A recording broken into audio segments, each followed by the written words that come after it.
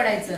मुलांपेक्षाही मुलींना जास्ती सांगणं की तुम्ही जितका जास्ती अभ्यास करताल तेवढे तुमचे जे घरचे पालक आहेत ते तुमच्याकडे लक्ष देणार आणि तुम्हाला पुढं शिकवणार. हो की नाही?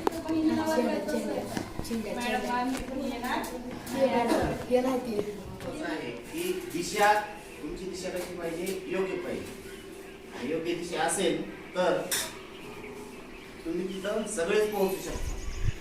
उदाहरणार्थ सांगायचं म्हणलं तर आपण धावण्याची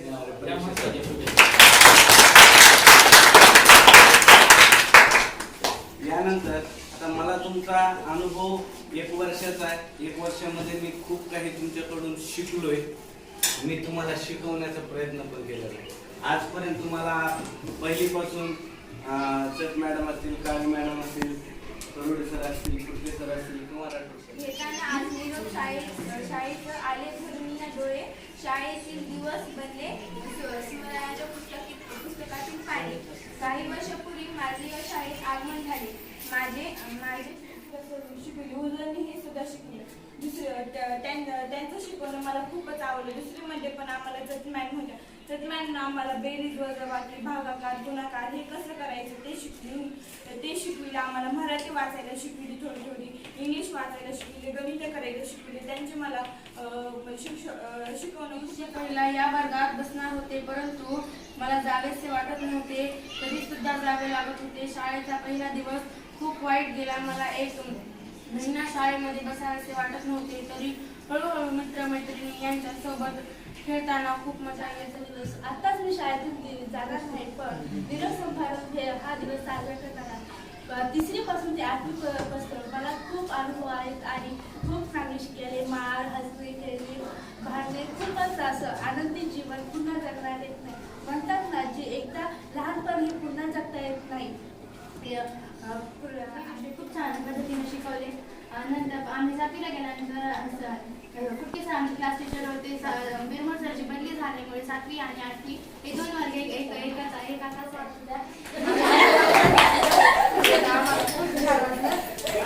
जेव्हा आमची चौथीत जायची वेळ आली तेव्हा आम्हाला हे कळालं की 4थीला पण आम्हाला चट मॅडमच आहे शिकवायला.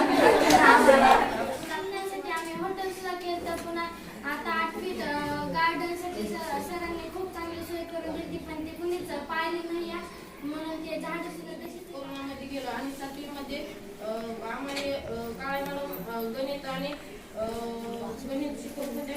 गणित आणि हिंदी. आणि 8वीमध्ये आता आम्ही सर 5-5 लिटरचे कॅन्ड आणले होते. ते कॅन्ड खूप मला आवडले. आणि फुटके सरांनी कन्व्हर्सेशन विज्ञान मंडळ, गणित मंडळ आणि भाषा मंडळही सुरू केलं. जाणीव ठेवली. जो परिस्थितीची जाणीव ठेवतो तो नक्कीच यशस्वी होऊ शकतो. आता शिक्षण म्हणजे केवळ नोकरीच नाही. तुमच्यामध्ये विविध कौशल्य आहे. कोणाला खेळायला आवडतं, कोणाला कबड्डी खेळायला आवडतं, कोणाला क्रिकेट आवडतं, कोणाला खो खो आवडतं, कोणाला चित्रकला आवडते. बरोबर आहे की नाही? हे तुमचे म्हणजे कौशल्य आहे. त्यांच्याकडून आम्हाला काही चांगल्या गोष्टी, काही चांगल्या शिस्तीही भेटल्या.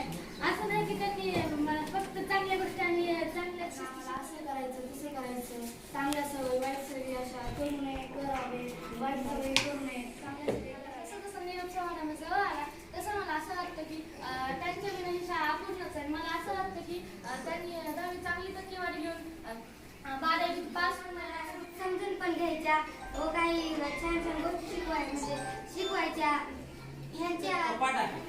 तर याच्यात चांगल्या गोष्टीच असल्या पाहिजेत ना. ते नवे कपडे आहेत. जुन्या गोष्टी म्हणजे चिंध्या आहेत.